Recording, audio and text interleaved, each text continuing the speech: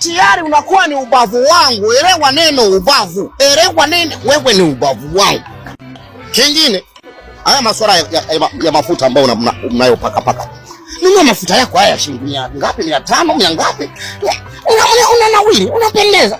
Usingangane kununua mafuta ya 50, sio 1000 ngapi. Nunua nini? Ndio yani wewe, yale mafuta mazuri yale. Mazuri yale.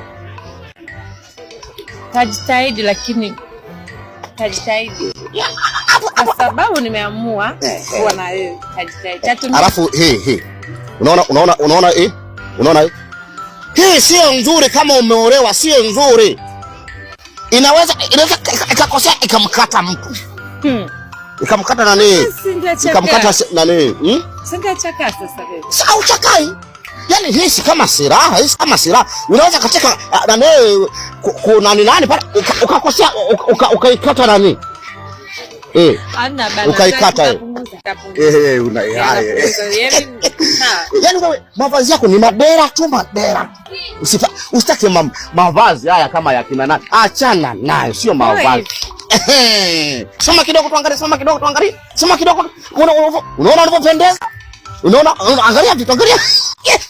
Yaani Mungu kanibariki mimi wewe. Sio kwamba nje kuchoka. Wewe uchoki. Mimi uchoki. Kila siku kwanza wali pilau. Hujakaa vizuri pilau. Sijewe na nini? Wali wa maji. Sitataka nizungumze soda. Sasa nenepa.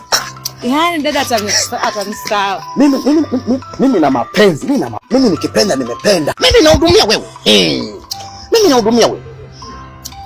Asa kama unahudumia baby, kwa nini unataka nisuke nitengeneze kucha unahudumia hiyo vipi? Kuna aina za mihudumio, aina marahaba.